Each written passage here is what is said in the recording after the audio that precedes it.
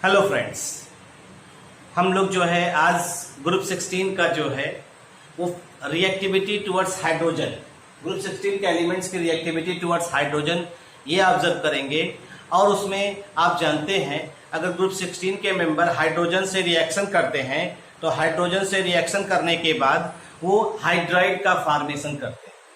तो आज जो है हम लोग हाइड्राइड के बारे में पढ़ेंगे, हाइड्राइड की प्रॉपर्टीज क्या होती है इसको देखेंगे, फिर उसके बाद नेक्स्ट मूव करेंगे। ठीक है भाई। तो हमने आपसे बताया कि अगर ग्रुप 16 के मेंबर हाइड्रोजन से कंबाइन करें तो वो एक हाइड्राइड का जो फार्मूला करेंगे उसका जनरल फार्मूला होगा ES2। जो हाइड्राइड ये बनाएंगे उसका जनरल फार्मूला होगा ES2 और जो E है यहां पे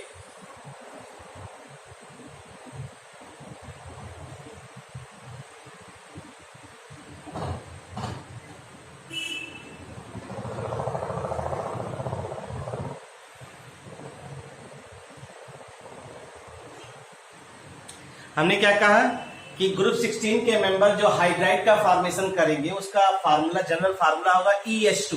और ES2 में जो E है वो आपका ऑक्सीजन है, सल्फर है, सिलेनियम है, टेलुरियम है।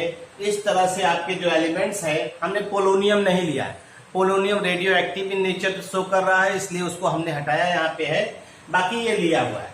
ठीक। और ये जो कंपाउंड बना रहा है देखिए element H2O, H2S, H2Se, H2Te। ठीक। यहाँ पे हमने एक चार्ट जो आपके टेक्स्ट बुक में बना हुआ उसी चार्ट को हमने बेस माना, उसी में थोड़ा सा मॉडिफाई किया है। हमने मॉडिफाई ये कर दिया है कि थोड़ा सा हमने दिखा दिया मेल्टिंग पॉइंट और बॉइलिंग पॉइंट ऑब्लिक करके दिखा दिया। और देखिए MH डिस्टेंस है, बाकी HMH एंगल है, एंथैल्पी ऑफ फॉर्मेशन है कंपाउंड का, और एनर्जी बॉन्ड एनर्जी या MH बॉन्ड है, और ये डिसोसिएशन कांस्टेंट है, ये डिसोसिएशन कांस्टेंट है। तो अगर हम लोग यहाँ देखें MP ऑब्लिक BP का मतलब होगा 273 मेल्टिंग पॉइंट होगा और 373 बॉइलिंग पॉइंट होगा। 188 मेल्टिंग पॉइंट हो गया, 213 बॉइलिंग पॉइंट हो गया। 208 जो है आपका H2S का क्या हो गया, मेल्टिंग पॉइंट, और ये बॉइलिंग पॉइंट होगा, ये मेल्टिंग पॉइंट और ये बॉइलिंग पॉइंट। अगर हम एक नॉर्मल ट्रेंड इसका देखते हैं, अब इसी को देखिए ध्यान से, अगर एक नॉर्मल ट्रेंड देखिए तो सबसे पहला क्वेश्चन तो यही राइज होता है कि जो H2O है, H2O का एक्सेप्शनली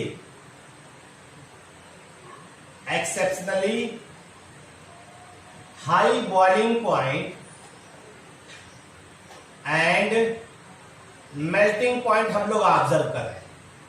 हाई बॉइलिंग पॉइंट और मेल्टिंग पॉइंट ऑब्जर्व कर रहे हैं, उसका कारण क्या है? ड्यू टू प्रेजेंस ऑफ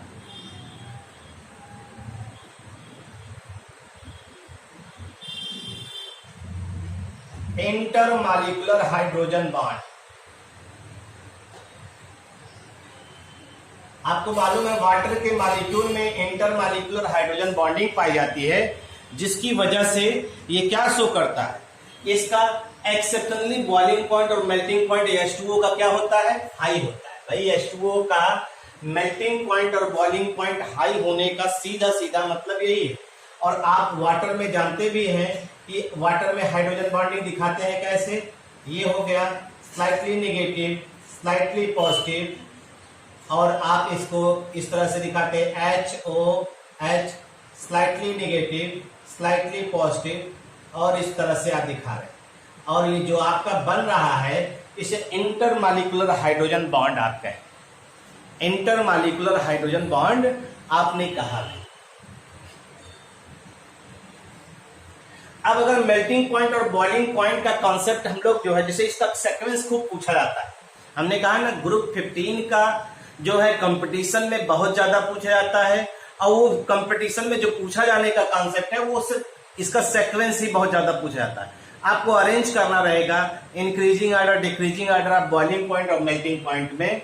तो अगर हम इसके मेल्टिंग पॉइंट और बॉइलिंग पॉइंट को जो है हाई होता है, अगर हम इसी को ग्राफ के जरिए पढ़ें, ग्राफ का मतलब है कि इनको जो है एक ऐसा रिप्रेजेंट करते हैं जिसमें आपको दिखाई दे मॉलिक्यूलर मास और बॉइलिंग पॉइंट या मेल्टिंग पॉइंट में। तो कैसे हम लोग ऑब्जर्व करेंगे इसी को देखते हैं आकर।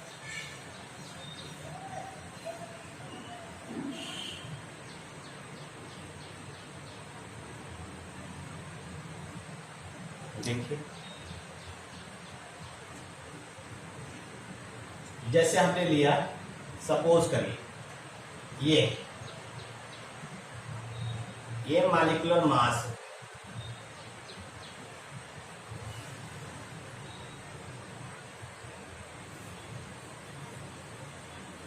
ये टेम्परेचर हो गया। अगर हम इसी को ग्राफ के जरिए दिखाना चाहें आप, तो देखिए कैसे ग्राफ के जरिए दिखाएंगे। सबसे ज्यादा बॉइलिंग पॉइंट किसका है? वाटर का। तो वाटर को सबसे ऊपर कर दिया और उसके बाद यहां वाटर कर दिया। देखिए ध्यान से, यहां जो है किसका है? H2TE कर दिया और उसके बाद यहां पे H2S कर दिया और उसके बाद जो है H2SE कर दिया।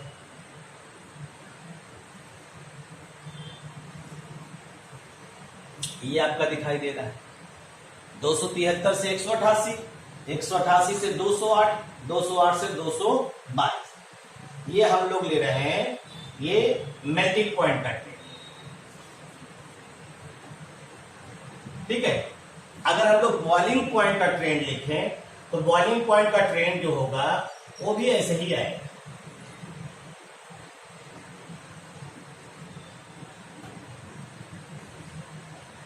वाटर, H2S, H2SE, H2TE और यहां बीच में H2S। ये आपका क्या हो जाएगा? ये बॉइलिंग पॉइंट का ट्रेंड। बॉइलिंग पॉइंट को हम किस में दिखा रहे हैं? केल्विन में। मेल्टिंग पॉइंट किस में दिखा रहे हैं? केल्विन। ठीक है भाई, तो इस तरह से आपको याद होगा कि हमेशा ज्यादा कौन है? वाटर। वाटर ज्यादा है। देखिए ये इस पे आ रहा है ना, ये इस पे आ रहा है, तो हमने इस तरह से देखा है। यानी अगर आप H2S से अगर आप मूव कर रहे हैं H2TE तक, तो आप कहेंगे boiling point, melting point increases. और इंक्रीज क्यों कर रहा है? क्योंकि मॉलिक्यूलर मास बढ़ रहा है। मॉलिक्यूलर मास बढ़ रहा है यानी मॉलिक्यूलर साइज बढ़ रहा है।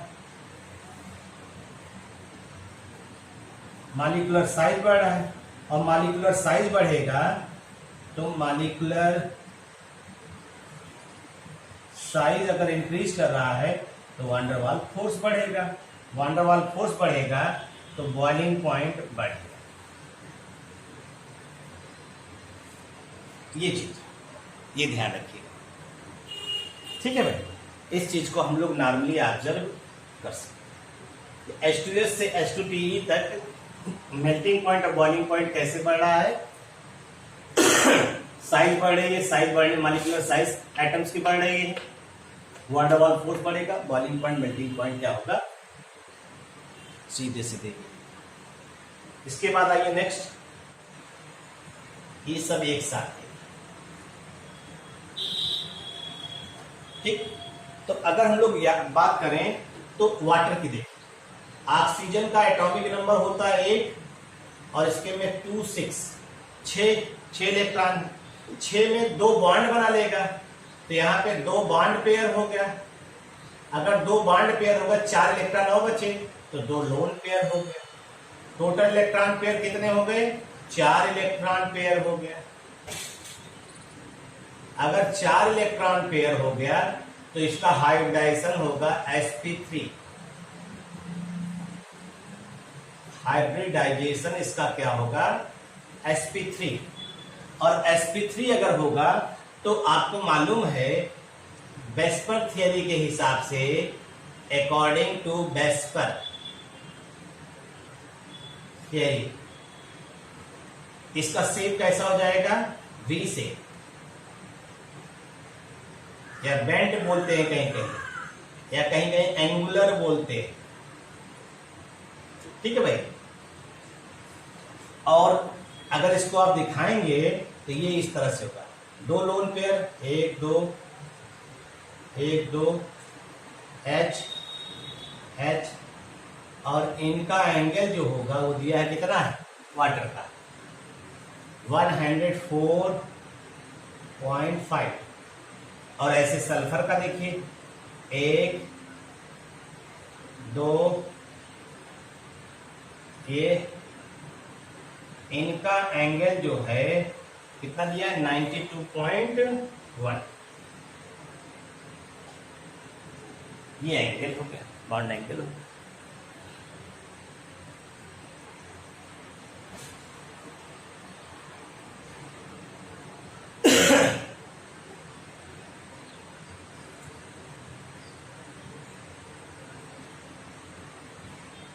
तो हमने आपसे क्या कहा कि अगर हाइड्राइड का हम स्ट्रक्चर या बॉन्ड एंगल देखते हैं तो ऑक्सीजन को बेस मान करके देखा है। सारे हाइड्राइड में कौन सा हाइब्रिडेशन पाया जाएगा sp3। सारे हाइड्राइड में 2 बॉन्ड पेयर 2 लोन पेयर दिखाई देंगे। आपको वेस्पर थ्योरी के आधार पे आप बताएंगे सबका शेप क्या होगा, वी शेप होगा, बेंट होगा या एंगुलर होगा। ठीक। और अब यहाँ पे एक कॉन्सेप्ट निकल रहा है कि बॉन्ड एंगल जो हो रहा है वो धीरे धीरे डिक्रीज कर रहा है। और उसका कारण क्या है, अगर आपको याद हो हमने बताया था यहाँ पे जो है आपका ये एंगल देखिए डिक्रीज कर रहा है।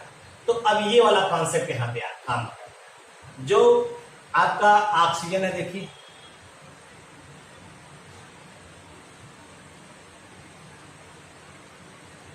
आपका सल्फर है,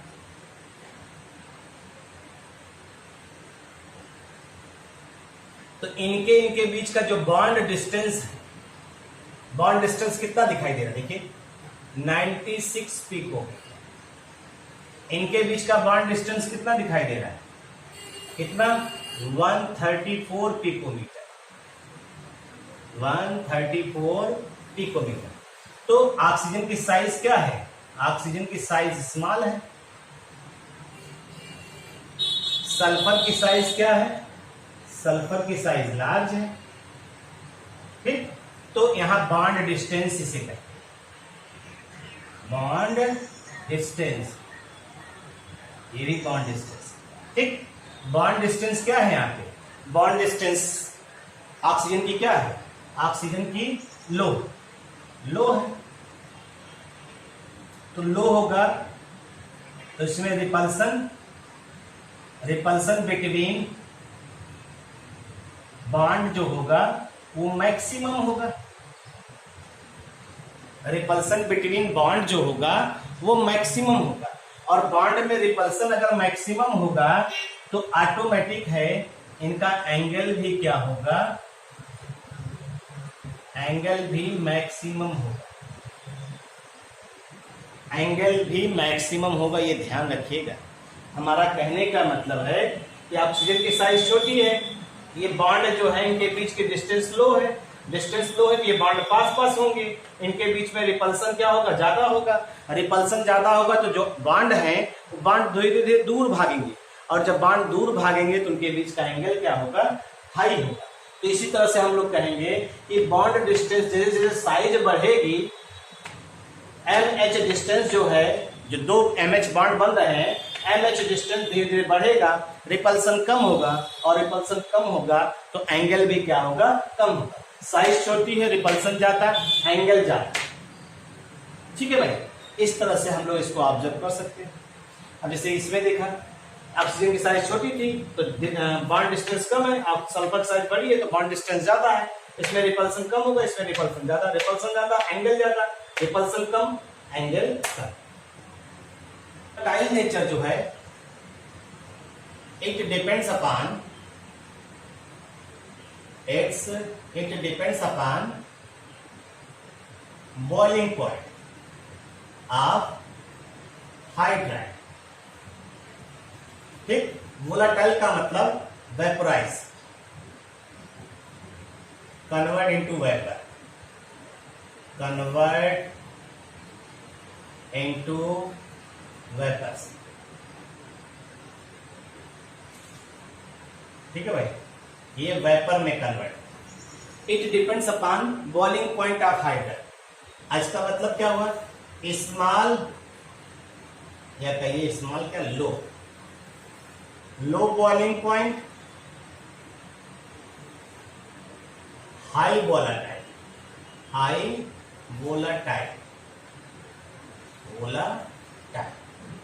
और हाई बॉइलिंग पॉइंट, लो वोलाटाइल। अब इस हिसाब से आप जान सकते हैं। ठीक, तो अगर वोलाटिलिटी का ट्रेंड देखेंगे तो सबसे ज्यादा कौन बॉइलिंग पॉइंट, वाटर है, तो वाटर का वोलाटिलिटी नेचर जो होगा सबसे कम होगा, H2S से कम ही है। और H2S किससे ज्यादा है, H2SE से वोलाटाइल ज्यादा है, H2SE किससे ज्यादा है, H2TE। ठीक, ये आपका वोलाटाइल नेचर होता है, ट्रेंड्स ऑफ वोलाटाइल नेचर।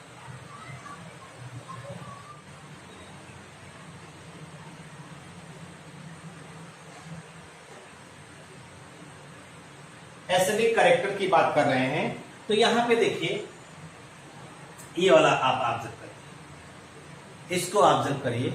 तो इसको अगर आप देखिए यहां पे, तो आप देखेंगे H2E का डिसोसिएशन हो रहा है, H प्लस आयन दे रहा है और EH माइनस दे रहा है, और ये पहला डिसोसिएशन कांस्टेंट है, ये K1 जो है पहला डिसोसिएशन कांस्टेंट है। अगर इनके डिसोसिएशन कांस्टेंट की वैल्यू देखिए, ये आपका है 2.3 into 10 power minus 3, 1.3 into 10 power minus 4 और 1.3 into 10 power minus 7, 1 into 10 power minus 40।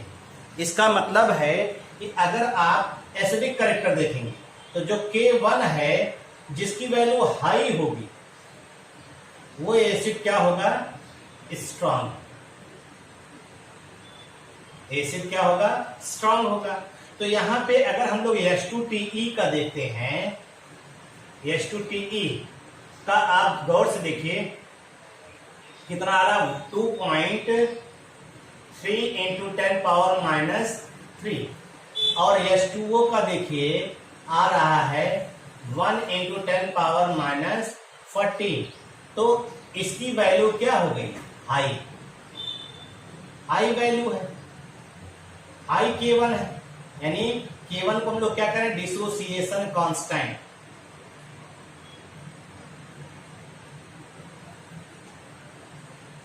अगर डिसोसिएशन कांस्टेंट हाई है तो इसका मतलब एसिड क्या होगा, स्ट्रांग होगा, एसिड स्ट्रांग होगा। ठीक, अगर हम इसी में कंपैरिजन करें तो हम कह सकते हैं कि अगर हम इस ग्रुप में चलते हैं, hydrides of group 16, acidic character increase कर रहा है, acidic character increases, acidic character यहां इंक्रीज कर रहा है। ठीक है, अब एसिडिक करेक्टर इंक्रीज करने का सीधा सीधा मतलब यहां क्या दिखाई दे रहा है, यहां सीधा सीधा हमको ये दिखाई दे रहा है कि इनकी जो एमएच यानी देखिए EH बॉन्ड लेंथ, देखिए ये बॉन्ड एनर्जी जो है सबसे कम, तो इसका कारण क्या है, due to increase in EH bond length, bond length बढ़ रही है, increase in EH bond length, bond length जो है वह इंक्रीज करेगी, और जब बॉन्ड लेंथ इंक्रीज करेगी तो ऑटोमेटिक बॉन्ड, देखिए बॉन्ड लेंथ की बात कर रहे हैं, तो बॉन्ड लेंथ इंक्रीज कर रही है तो बॉन्ड एनर्जी क्या होगी, बॉन्ड एनर्जी ऑफ EH क्या होगा, डिक्रीज करेगा, डिक्रीजेस, EH की जो है बॉन्ड एनर्जी डिक्रीज करेगी। अब यहाँ बॉन्ड एनर्जी आपको दिया गया है, अगर आप बॉन्ड एनर्जी देखिए तो यहाँ देखिए वाटर वाला 463 और H2TE वाला 238 है। इसका मतलब है कि H और OH बॉन्ड और H और Te बाड, ये वाला बाड इजिली ब्रेक होगा, इजिली ब्रेक होगा। और जब इजिली ब्रेक होगा तो क्या देगा, H plus ion easily gives, और इसलिए क्या होगा, मोस्ट एसिडिक होगा, मोस्ट एसिडिक हो जाएगा। ठीक है भाई,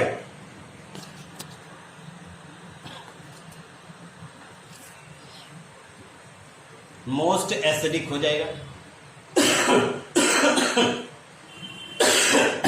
सॉरी, तो हमने आपसे कहा, क्या कहा, H2Te आर मोस्ट एसिडिक, ये हो गया। दूसरी चीज अगर आप देखिए, थर्मल स्टेबिलिटी, इसी को हम लोग कहें, कौन सा बांड जल्दी टूट रहा है, कौन सा बांड जल्दी टूट रहा है, H2Te वाला बांड जल्दी टूट रहा है। तो एक और हम लोग कॉन्सेप्ट ले सकते हैं इसी में, thermal stability and reducing character.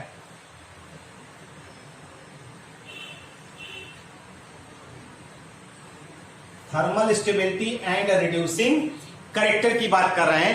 Thermal stability और रिड्यूसिंग करेक्टर भी किस पे डिपेंड कर रहा है, देखिए पहली चीज तो टॉप टू बॉटम आप चल रहे हैं, तो थर्मली स्टेबिलिटी जो होगी, आप देखिए जिसकी बॉन्ड एनर्जी कम है, बॉन्ड एनर्जी किसकी, एमएच की कम है, इसकी, तो थर्मली लेस स्टेबल होगा, और ये थर्मली मोर स्टेबल होगा। तो थर्मल स्टेबिलिटी यानी हम लोग साइड में टीएस लिख रहे हैं, TS decreases down the group, decreases down the group. और आप जानते हैं जब थर्मल स्टेबिलिटी डिक्रीज करेगी तो रिड्यूसिंग करेक्टर क्या होगा, इंक्रीज करेगा, इंक्रीजेस डाउन द ग्रुप। क्यों, क्योंकि H2Te आसानी से क्या रिलीज करेगा, आसानी से बॉन्ड ब्रेक होगा तो आसानी से H प्लस या हाइड्रोजन रिलीज करेगा, और जो जितनी आसानी से हाइड्रोजन प्रोवाइड करेगा उतना ज्यादा रिड्यूसिंग करेक्टर वो शो करता है। ठीक है भाई, तो ये चीज हुआ। तो हमने आपको क्या क्या बताया, बॉन्ड मेल्टिंग पॉइंट और बॉइलिंग पॉइंट, बॉन्ड डिस्टेंस की वजह से बॉन्ड एंगल के बारे में बताया आपको, जो है बॉन्ड डिस्टेंस, ये आपका है क्या, एमएच बॉन्ड एनर्जी के बारे में बताया, और डिसोसिएशन कांस्टेंट, ये बचा हुआ आपका ना, इसको समझिए। अगर हम लोग इस वैल्यू को देखें, इस वैल्यू को देखें, तो ये हमारा कहला रहा है enthalpy of formation, standard enthalpy of formation. आप देखिए -286 किलो जूल पर मोल है, और माइनस जो है डेल्टा एच की वैल्यू, माइनस का मतलब है डेल जी की वैल्यू लार्ज निगेटिव, ये ज्यादा फेवर करता है, ये वैल्यू ज्यादा फेवर करता है, यानी एंथैल्पी ऑफ फॉर्मेशन जो है H2O का वो एक्सोथर्मिक है, और बाकी सब देखिए एंडोथर्मिक, एंडोथर्मिक सब में प्लस है और इसमें क्या है माइनस। तो इसका मतलब ये ज्यादा फेवर कर रहा है, इसका मतलब इसका फॉर्मेशन ज्यादा फेवर कर रहा है इन कंपैरिजन टू दिस। क्यों, क्योंकि इसमें एनर्जी आपको सप्लाई करनी पड़ेगी, और इसमें एनर्जी आप देख रहे हैं क्या होगी, इवॉल्व होगी। तो डेल जी की वैल्यू इसके लिए क्या हो जाएगी भाई, del G is equal to del H minus T delta S. ठीक, यही तो होता है, del G equal to del H minus T delta S होता है। अब डेल्टा एच अगर निगेटिव है तो टोटल वैल्यू क्या हो जाएगी, निगेटिव में, तो डेल्टा जी की वैल्यू ऑटोमेटिक हाई निगेटिव आ जाएगी, और डेल्टा जी निगेटिव है तो प्रोसेस स्पॉन्टेनियस है, प्रोसेस क्या होगा, स्पॉन्टेनियस है। इसका मतलब है इनके लिए डेल्टा जी की वैल्यू लार्ज निगेटिव होगी, इसलिए फेवरेबल होगा। इनके लिए डेल्टा जी की वैल्यू अगर बन भी रहा है तो लेस देन दिस होगा डेल्टा जी की वैल्यू, इसलिए ये सब के सब जो है इतना फेवरेबल नहीं जितना इसका फॉर्मेशन फेवर कर। तो ये कुछ हाइड्राइड्स के बारे में था जिनको हम लोग नॉर्मली ऑब्जर्व कर रहे हैं। अब आइए आगे, तो ऑक्साइड कहिए ऐसे 2 टाइप्स एसिडिक ऑक्साइड का फॉर्मेशन कर, जिनका जनरल फार्मूला होता है क्या क्या देख लीजिए, एक तो होता है EO2 और एक होता है EO3। ऑक्साइड्स दो तरह का बनाते हैं, EO2 और EO3। जैसे देखिए sulphur dioxide, sulphur selenium oxide, tellurium oxide, sulphur trioxide, tellurium oxide और सिलेनियम और टेलुरियम ऑक्साइड।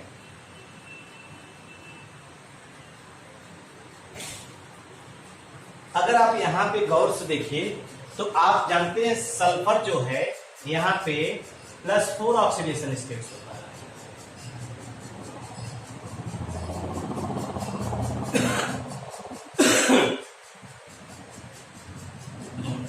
सल्फर यहां +4 ऑक्सीडेशन और सल्फर यहां +6 ऑक्सीडेशन।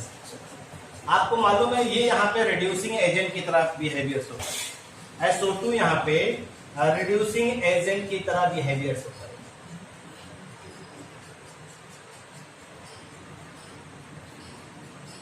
और टेलुरियम का जो ऑक्साइड है वो ऑक्सीडाइजिंग एजेंट की तरह बिहेवियर्स होता है। ध्यान दीजिएगा, टेलुरियम का जो ऑक्साइड है वो ऑक्सीडाइजिंग एजेंट की तरह बिहेवियर शो करेगा। क्यों ऐसा कर रहा है अभी हम आपको से चर्चा करते हैं। तो और यहां पे देखिए इस चीज को आप ऑब्जर्व करिए, पहले इतना चीजें देख लीजिए। अब आइए देखिए सल्फर का जो ऑक्सीडेशन स्टेट आपने पढ़ा है, तो सल्फर को आपने पढ़ा है सल्फर कौन कौन ऑक्सीडेशन स्टेट शो करता है, +2, +4 और +6, -2 भी शो करता है। अगर आप ध्यान दीजिए सल्फर तो यहां भी आ सकता है, सल्फर यहां भी आ सकता है, लेकिन आपको मालूम है सल्फर जो इलेक्ट्रोनिगेटिव एलिमेंट से कंबाइन करता है तो किधर जाना मूवमेंट करता है भाई, +6 की तरफ ना। सल्फर जो है वो +6 ऑक्सीडेशन स्टेट शो करना चाहता है, यानी यहां पे sulphur wants to show +6 oxidation state.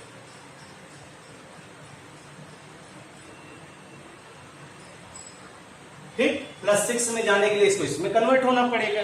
तो इसका मतलब सल्फर क्या हो गया, सल्फर जो है आपका ऑक्सीडेशन शो कर रहा है। अगर ऑक्सीडेशन शो कर रहा है तो एजेंट कैसा होगा, रिड्यूसिंग एजेंट।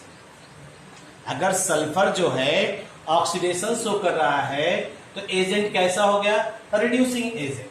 अगर आप टेलुरियम की बात करिए, टेलुरियम भी यहां कौन सा ऑक्सीडेशन स्टेट शो कर रहा है, +4।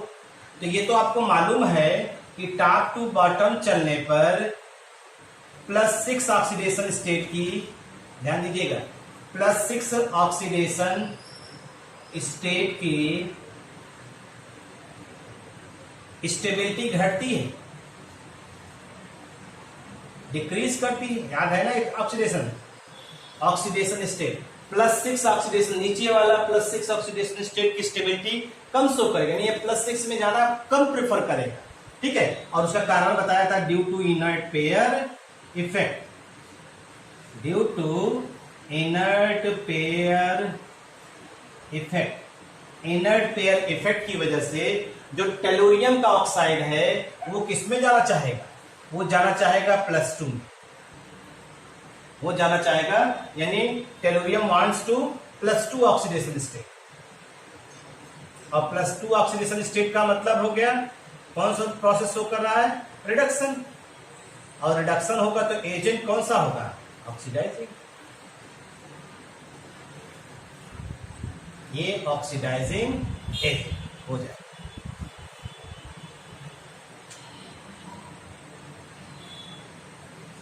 ये आपका जो है हैलाइड्स की बात करें तो आपको मालूम है ग्रुप 16 के मेंबर्स जो होते हैं वो इस तरह से हैलाइड्स का फॉर्मेशन करते हैं, EX2, EX4, EX6, डाइहैलाइड, टेट्राहैलाइड और हेक्साहैलाइड।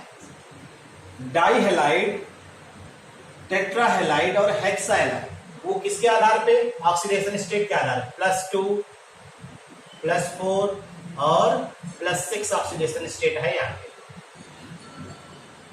अगर हम यहाँ X की बात करें तो ये हो जाएगा FCl, Br और I। आपको मालूम है या मालूम होगा कि जो स्टेबिलिटी ऑर्डर होता है हैलाइड्स का, स्टेबिलिटी ऑर्डर जो होता है फ्लोराइड जो कंपाउंड बनाता है ज्यादा स्टेबल होता है in comparison to Cl minus, in comparison to I minus और इन कंपैरिजन टू Br। आपको मालूम है छोटा साइज एक स्ट्रॉन्ग बॉन्ड बनाएगा तो इसलिए स्टेबिलिटी ऑर्डर ये आपका सीधा सीधा होता है। जितने भी आपके हैलाइड्स होते हैं उसमें हम लोग हेक्सा हैलाइड्स को ज्यादा ऑब्जर्व भी करते हैं। Able hexa halides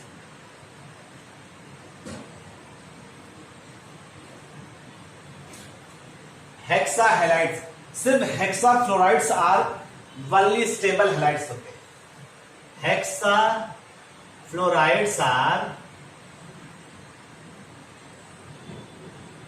only stable halides होते हैं। ये ध्यान रखिएगा, स्टेबल हैलाइड्स होते हैं और ये गैसियस फॉर्म में एग्जिस्ट करते हैं। Exist in gaseous form. जितने भी हैलाइड्स की हम लोग चर्चा कर रहे हैं वो हेक्सा हैलाइड्स जो होते हैं, हेक्सा फ्लोराइड्स जो होते हैं वही स्टेबल आपके हो रहे हैं और उनमें भी आप किसको ऑब्जर्व ज्यादा कर रहे हैं, आप हेक्सा फ्लोराइड्स को ही ज्यादा ऑब्जर्व कर रहे हैं। और हेक्सा फ्लोराइड्स को ज्यादा ऑब्जर्व करने का कारण भी आपने बताया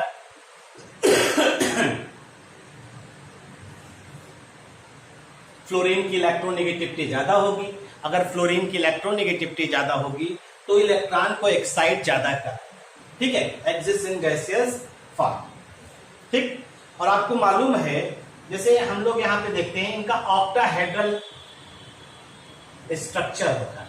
ऑक्टाहेड्रल और हाइब्रिडाइजेशन कौन सा होगा, sp3d2 हाइब्रिडाइजेशन ऑक्टाहेड्रल होगा और sp3d2 हाइब्रिडाइजेशन। ठीक, अगर हम लोग आयोडीन की बात करें, with iodine only PeI4 is known, PeI4 is known, ठीक है, PeI4 is known यानी PeI4 ही एग्जिस्ट करता है, ये ध्यान रखिएगा। बाकी और टेट्रा आयोडाइड में कोई भी हम लोग ऑब्जर्व नहीं करते। बाकी तो आप डाई और टेट्रा और इनकी बात करेंगे तो आप ऑब्जर्व कर सकते हैं सीधा सीधा। और आपको मालूम है जितने भी हेक्सा हैलाइड्स हैं उनमें SF4 के बारे में क्वेश्चन भी पूछा जाता है। कहा जाता है ये एक्सेप्शनली जो होते हैं ये आपके स्टेबल होते हैं, एक्सेप्शनली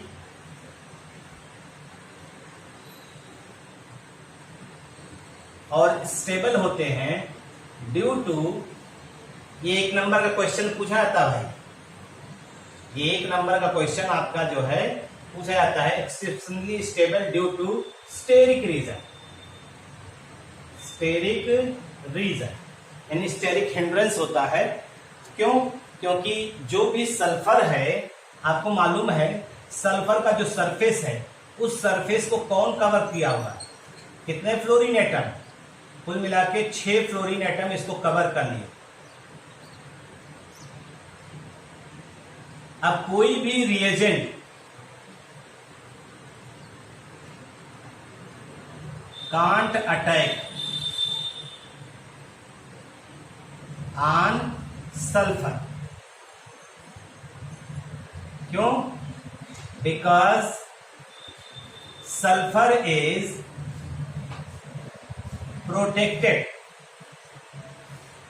बाय किसके द्वारा, 6 fluorine atom, 6 fluorine atom sulphur को प्रोटेक्ट किए हैं और इनके बीच में जो रिपल्सिव फोर्स, रिपल्सन एग्जिस्ट करता है, रिपल्सन जो एग्जिस्ट करेगा उसी को हम लोग क्या कहेंगे, स्टेरिक हिंड्रेंस,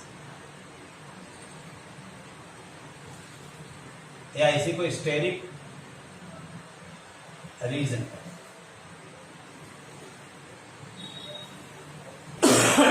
इसी को हम लोग स्टेरिक हिंड्रेंस या स्टेरिक रीजन कहते हैं।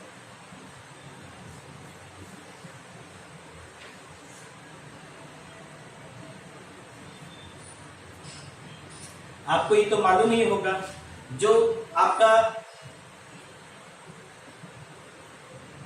डाई हैलाइड है EX2,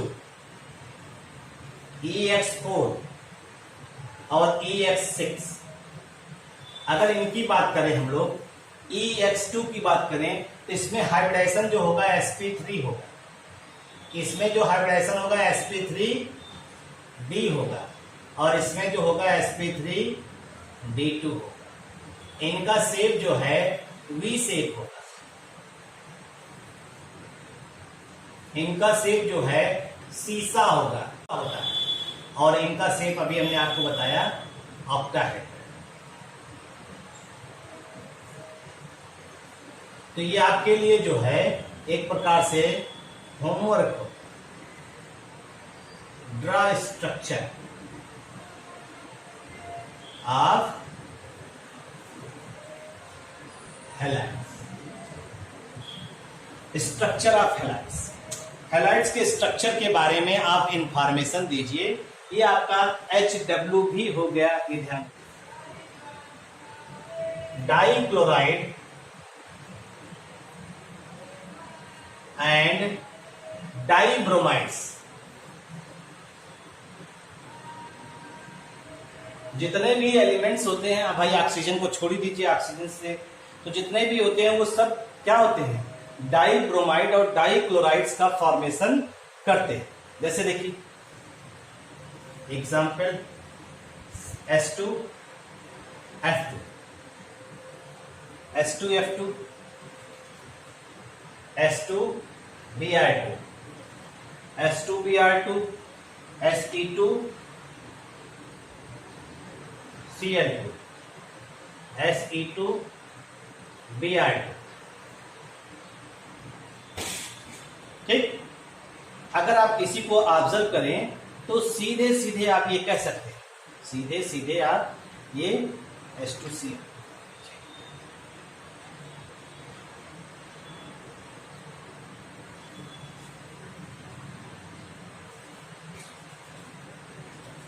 ये जो आपके देखिए गौर से, ये सब डाइमेरिक हैलाइड्स, डाइमेरिक हैलाइड्स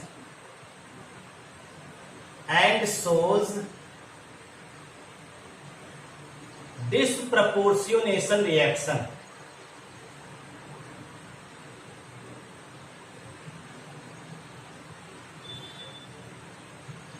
ये डाइमेरिक हैलाइड जो है डिसप्रपोर्शनेशन रिएक्शन शो करते हैं। जैसे देखिए Se2Cl,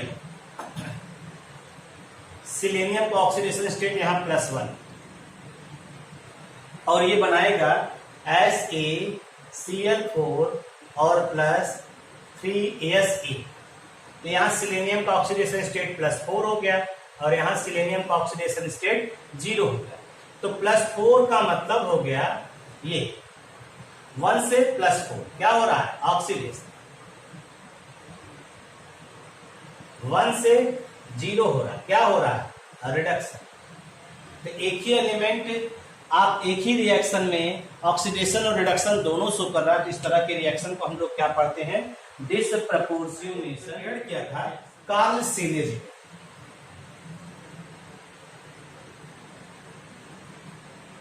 कार्ल सीले जी ने इसको सबसे पहले प्रिपेयर किया इन 1772।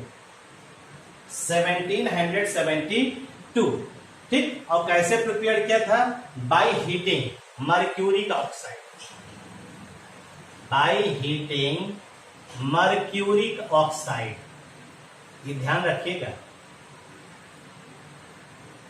ठीक है, और जोसेफ प्रिस्ले जी भी जो है उन्होंने भी इसको प्रिपेयर किया था। जोसेफ प्रिस्ले जी ने, Joseph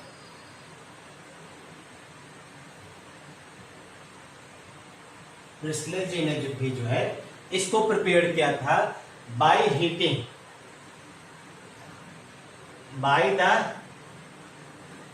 action of sun on mercuric oxide. यानी आप मर्क्यूरिक ऑक्साइड पे जो है सन का इंट्रैक्शन कर, सनलाइट का, sun raise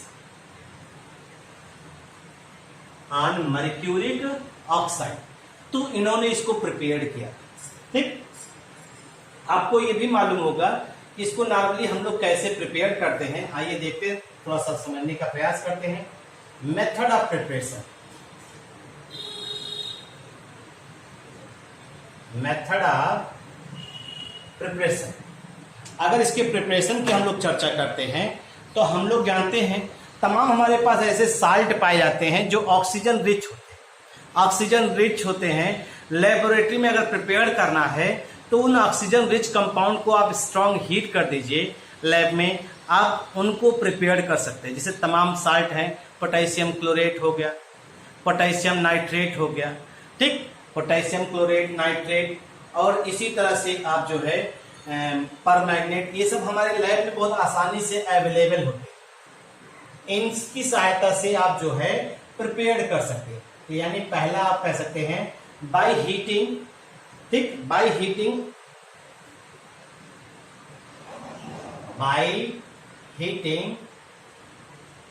oxygen rich compound या ऑक्सीजन रिच साल्ट।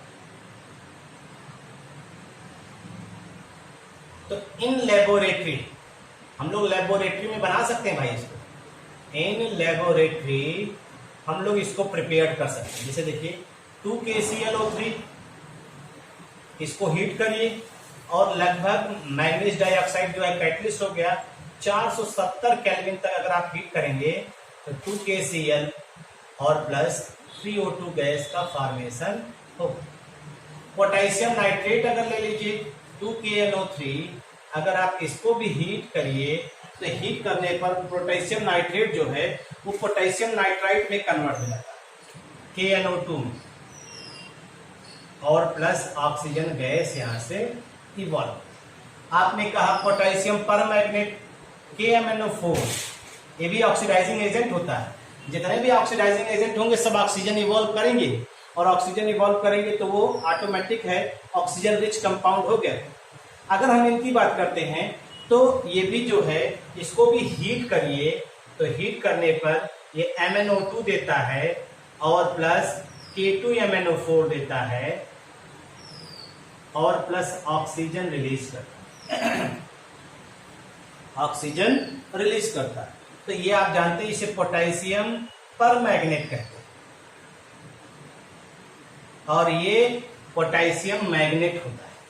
इस रिएक्शन का भी इंपॉर्टेंट है, जब आप डी ब्लॉक पढ़ेंगे तो वहां पे आप इसको देखेंगे, इसके बारे में समझने का प्रयास वहां पे करें।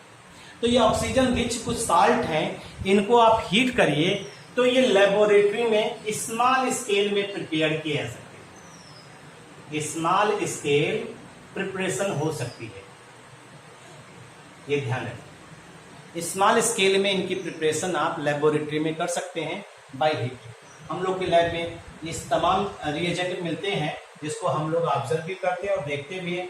तो potassium chlorate, potassium nitrate, potassium परमैग्नेट, जिसको हम लोग क्या कहते हैं, लाल दवा।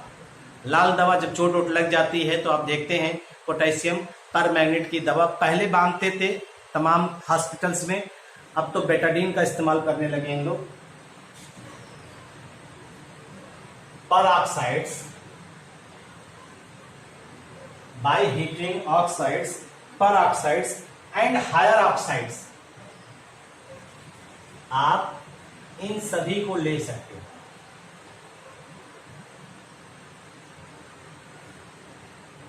ठीक, तो आप ऐसे सर्टेन मेटल्स की ऑक्साइड लेते हैं, आप ऐसे मेटल्स के ऑक्साइड लेते हैं, सर्टेन मेटल्स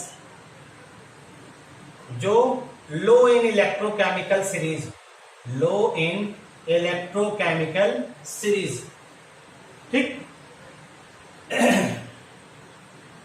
उनको लीजिए। और सर्टेन मेटल्स ऑक्साइड,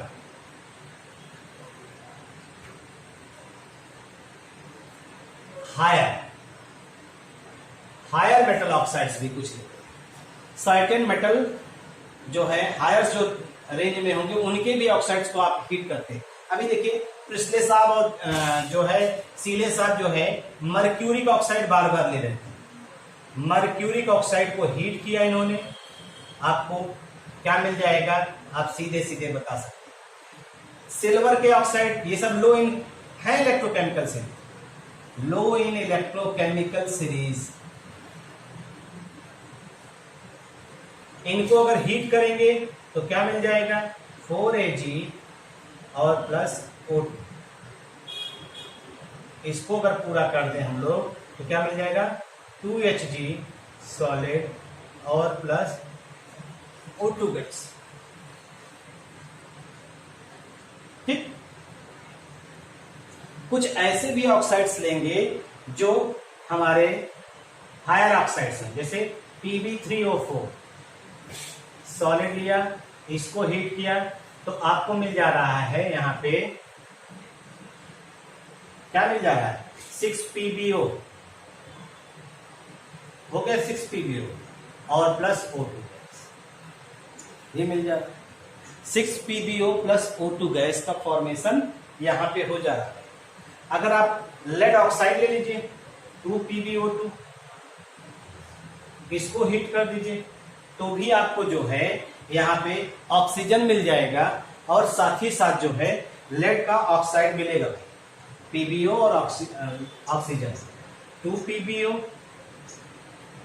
और प्लस ऑक्सीजन गैस, ये मिल जाएगा। इस तरह से मेटल के ऑक्साइड्स को अगर आप हीट करें तो आप इस तरह से इसको प्रिपेयर कर सकते हैं। तमाम रिएक्शंस ऐसे हैं, हायर ऑक्साइड्स एंड पर ऑक्साइड्स को भी हम लोग डिकम्पोज करते हैं। जैसे देखिए अगर हम लोग पर ऑक्साइड का डिकम्पोजिशन करें 2H2O2 कैटलिस्ट MnO2, तो ये बन जाएगा आपका, ये पर ऑक्साइड है भाई,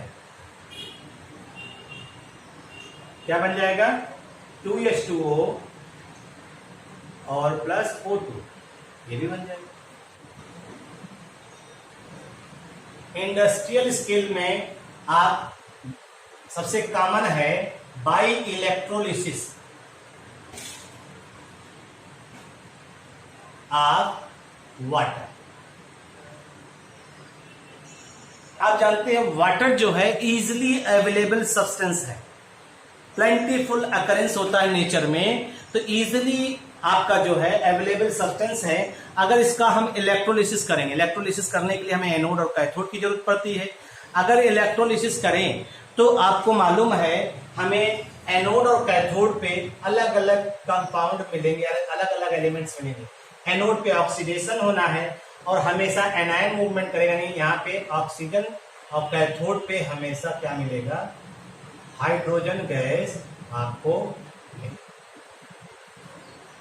ये सीधा सीधा आप है, इसको बहुत ज्यादा इसमें कुछ करना नहीं है, आप इसको पढ़ सकते हैं भाई, इसको बार बार जो है आप समझा सकते हैं इसको, इसमें बहुत बड़ी बात नहीं है, कोई ऐसी चीज हो कि जिससे आपको परेशानी हो। ठीक है भाई। दूसरा है isolation from air, isolation from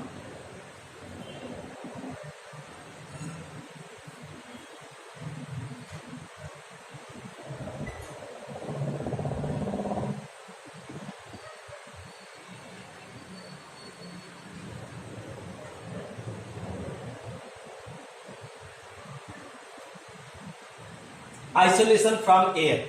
air जानते हैं एयर मिक्सचर होता है, एयर जो है मिक्सचर है किसका किसका, वाटर का, कार्बन डाइऑक्साइड का, नाइट्रोजन का और ऑक्सीजन का। एयर जो होता है मिक्सचर होता है, हम इनसे जो है आसानी से क्या करते हैं ऑक्सीजन को बना सकते हैं। पहले हम लोग क्या करते हैं, फर्स्ट इसको जो है रिमूव करते हैं,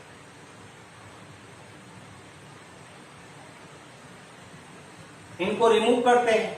अब उसके बाद जो है इनका फ्रैक्शनल डिस्टिलेशन करते हैं, फ्रैक्शनल डिस्टिलेशन करते हैं और वो क्या होता है, और ये बेस्ड किस पे होता है, based on boiling point difference. आपको मालूम है कि नाइट्रोजन का बॉइलिंग पॉइंट लो होता है, तो पहले वो डिस्टिल होगा, वो डिस्टिल होकर अलग हो जाएगा, फिर ऑक्सीजन आपको जो है यहां से आइसोलेट कर लिया जाएगा। यानी एयर से भी आप इसको आइसोलेट कर सकते हैं, इसको ऑक्सीजन। मालूम ही है ऑक्सीजन जो होता है ये कलरलेस होता है, ऑर्डरलेस भी होता है। ऑक्सीजन जो होता है वो कलरलेस होता है, ऑर्डरलेस भी होता है।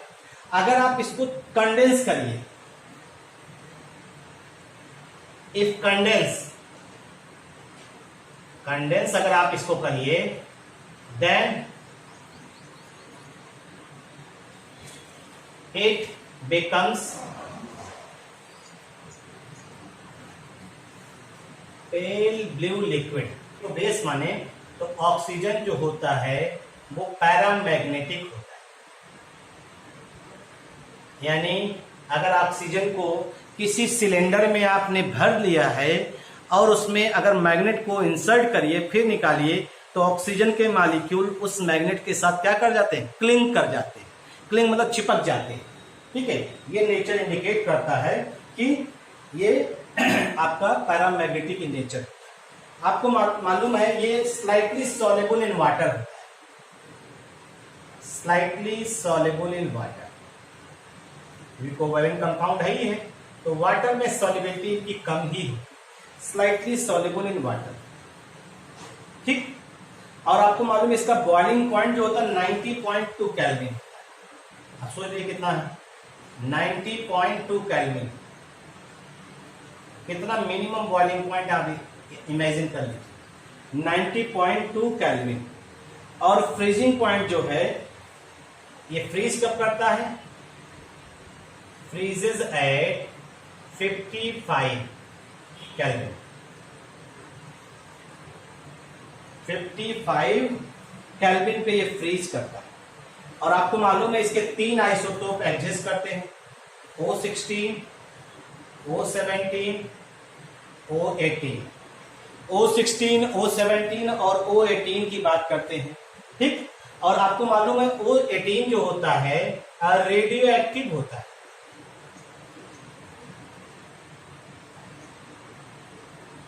इसका जो यूज करते हैं, use in studying the mechanism of reaction. जो रिएक्शंस के तमाम मैकेनिज्म होते हैं, रिएक्शंस के मैकेनिज्म को स्टडी करने में इसका हम लोग जो है इस्तेमाल, ठीक है, करते हैं। और ऑर्गेनिक रिएक्शन तमाम होते हैं जो कॉम्प्लिकेटेड होते हैं, उनमें जो है हम लोग इसका इस्तेमाल करते हैं। और एक ट्रेसर टेक्निक होती है, and also other tracer technique.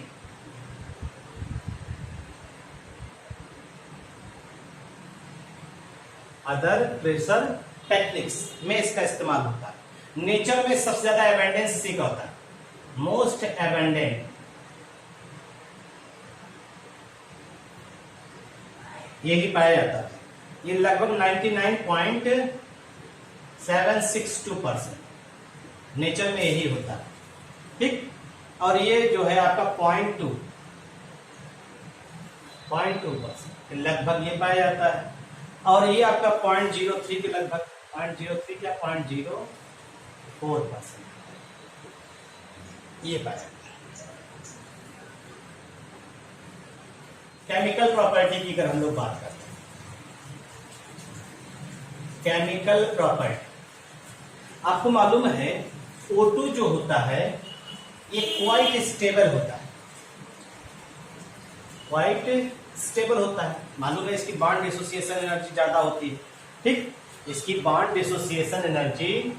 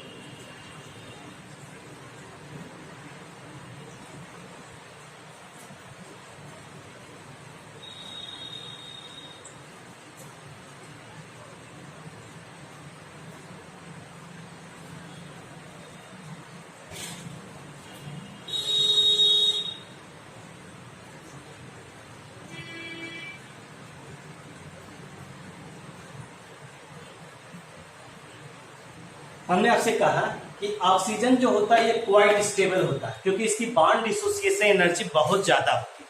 बहुत ज्यादा होने की वजह से ये बहुत रिएक्टिव ऐसे नहीं होता, नॉर्मल वैसे रिएक्टिव बहुत ज्यादा नहीं होता, ऐसा नहीं किसी के साथ कंबाइन कर ले रिएक्शन कर ले। इसके लिए इसे क्या चाहिए, आप जैसे देखिए O2 को O+ में कन्वर्ट यानी एटॉमिक फॉर्म में कन्वर्ट करना है, तो इतनी लार्ज अमाउंट ऑफ हीट की रिक्वायरमेंट है। हमने आपसे कहा कि O2 की बॉन्ड एनर्जी जो है बहुत ज्यादा है, इस वजह से ये क्वाइट स्टेबल होता है। ये बहुत ज्यादा इसी वजह से रिएक्टिव नॉर्मल नहीं होता। लेकिन अगर आप इसको रिएक्शन की बात करें तो इसको एक बार हायर टेम्परेचर पे रिएक्शन एक बार एनर्जी प्रोवाइड करें।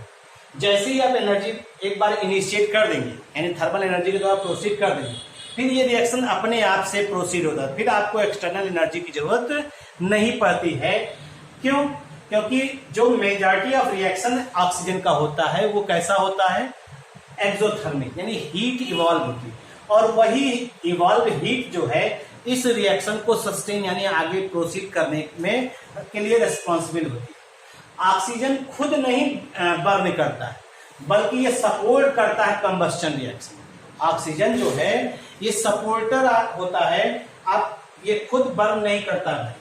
अभी हम लोग कुछ रिएक्शन देखा जाएगा इसका, जिसमें हम लोग ये ऑब्जर्व करेंगे कि ऑक्सीजन कैसे कंबस्टन रिएक्शन शो करता है। ठीक है भाई, आपको ये मालूम है ये लगभग almost all metal and non metals react with oxygen. अब यहां क्वेश्चन एक आ जाता है, एक्सेप्ट नोबल मेटल्स। ये क्वेश्चन भी ये भी इंपॉर्टेंट है, बीच में आ रहा है, ये जाने रहिएगा। एक्सेप्ट नोबल मेटल्स, और नोबल में आता है Au और Pt। Except noble metals and noble gases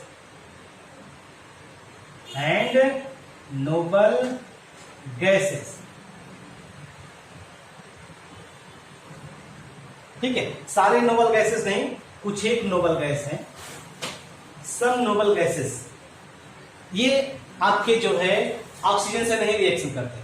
almost all metals and non metals react with oxygen and form their corresponding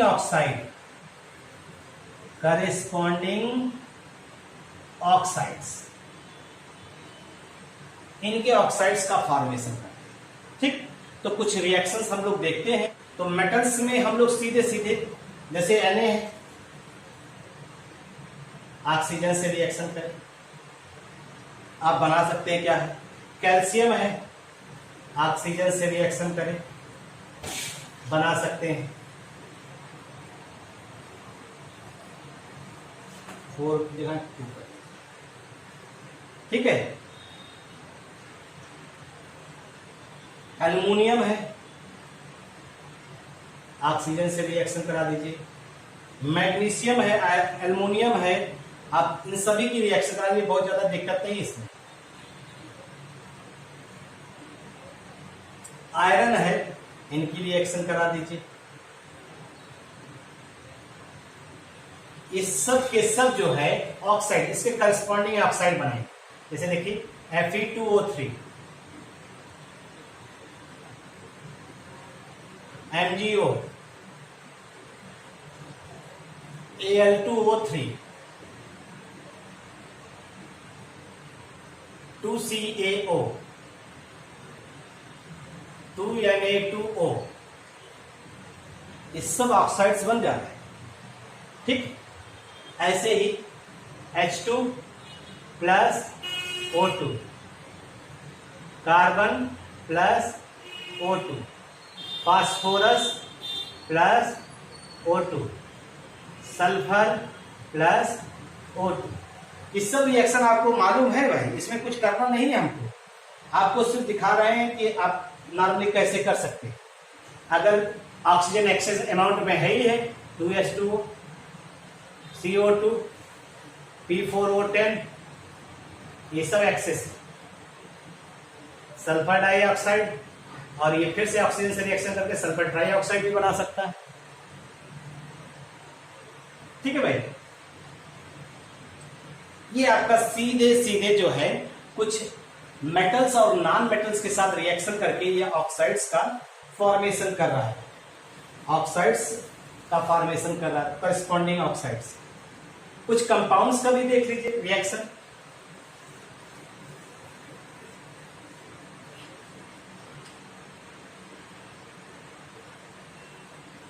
compounds में अमोनिया का ऑक्सीडेशन होता है।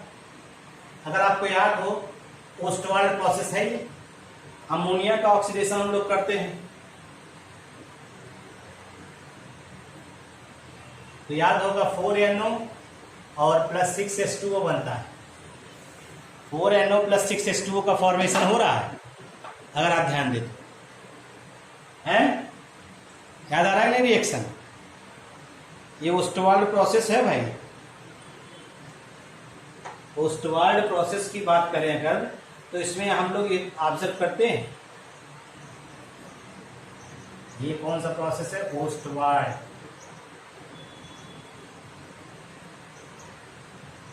प्रोसेस, ठीक। सल्फर डाइऑक्साइड का जो है O2 से रिएक्शन कराएंगे तो 2SO3 बन जाएगा। वहां रिएक्शन दिखाया आपको है। B2O5 कैटलिस्ट लेते हैं, ठीक। कुछ आइए हाइड्रोकार्बन के साथ देख लेते हैं। हाइड्रोकार्बन का रिएक्शन इसका इंपॉर्टेंट भी है। With hydrocarbon combustion reaction show करता है। Large amount of heat evolve होगी, large amount of heat evolve होती है भाई, large amount of heat evolve होता है। हाइड्रोकार्बन इसीलिए क्या यूज होता है? Hydrocarbons used as a fuel, इसी वजह से हाइड्रोकार्बन फ्यूल के रूप में इस्तेमाल होता है। अगर हम इसी रिएक्शन को देखें, CH4, यहां प्रोडक्ट क्या बनेगा? प्रोडक्ट फिक्स है, CO2 and H2O are far, ये फिक्स होता है, फिक्स है। कंपोजिशन हाइड्रोकार्बन जैसे चेंज होगा, अमाउंट वैसे ही इसका चेंज। तो +2O2, ठीक। और अगर आप C2H6 ले रहे हैं, +O2, बैलेंस कर लीजिएगा। कार्बन डाइऑक्साइड, ये रिएक्शन आप पूरा करिएगा। इसमें एनर्जी जो निकलती है, हम एनर्जी बता देते हैं, डेल्टा एच -890 किलो जूल पर मोल है। इनके लिए डेल्टा एच की वैल्यू है -1580 किलो जूल पर। पहला क्वेश्चन है, विच इज ए पॉइजन? इसमें से पॉइजन कौन है? पहला Hg2Cl2, AS2O3, NaHCO3 और NaCl। दूसरा क्वेश्चन है, in smoke screens calcium phosphide is used because it catches fire, पहला ऑप्शन है। बर्न्स एंड गिव्स सूट, दूसरा ऑप्शन है। Forms PS3 which gives smoke, तीसरा ऑप्शन है। नन ऑफ द एबव, ये चौथा ऑप्शन है। और तीसरा क्वेश्चन है, ammonia on heating with carbon dioxide under pressure gives, क्या क्या देता है? सोडियम बाइकार्बोनेट, पहला ऑप्शन। अमोनियम कार्बोनेट, दूसरा ऑप्शन अमोनियम, ठीक है। NH4COO, NH4 फिर दिया है, और अमोनियम यानी NH4 का होल ट्वाइस CO। नाइट्रोलिन, एक कंपाउंड है nitrolim, a nitrogenous fertiliser is, कौन है इसमें से? CA3H2, CaCl2 और CaCl का होल ट्वाइस, और CaCl2 और CaCl2+C, कौन सा नाइट्रोलिन फर्टिलाइजर है नाइट्रोजनस, वो आपको बताना है। स्मेलिंग साल्ट इज, इनमें से कौन सा साल्ट स्मेल करता है? पहला है कौन सा? पहला है ammonium sulphate, ammonium phosphate, ammonium chloride, ammonium carbonate. छठा क्वेश्चन है which is not property of nitrogen? पहला हाइड्रोजन बॉन्डिंग, दूसरा कैटिनेशन, तीसरा सपोर्टर ऑफ लाइफ और चौथा जो है लो बॉइलिंग। कौन सा ऐसा है जो नाइट्रोजन की प्रॉपर्टी नहीं है? सातवां क्वेश्चन है NH3 और PH3 एक दूसरे से रिजेंबल करते किसमें? Solubility in water, forming salt with acid, stability में, रिड्यूसिंग करेक्टर में, किसमें ये रिजेंबल करते हैं? Ammonium compound not used as a fertiliser is, ammonium sulphate है, अमोनियम कार्बोनेट है, अमोनियम नाइट्रेट है, या एक है CAN calcium ammonium nitrate. Ninth question है which of the following element is good conductor of electricity? Arsenic है, antimony है, bismuth है, या all of these. Last question है a glass tube containing molten antimony breaks upon solidification of antimony due to expansion, exothermic reaction, endothermic reaction, none of these। ठीक है भाई, तो ये कुछ क्वेश्चंस हैं जिनको आपको हमने जो है उस सीरीज आपके साथ बनाए हुए हैं क्वेश्चन 15 का देने का, मतलब ग्रुप 15 का देने का, वो आपको कंटिन्यू हम प्रोवाइड कर रहे हैं और इसको आप सॉल्व करिए, इसको देखिए, कम से कम इसी बहाने रिवीजन आपका होता रहेगा। इतनी बातों को आप पढ़ डालिए, बाकी की बातें नेक्स्ट डे हम लोग ऑब्जर्व करेंगे।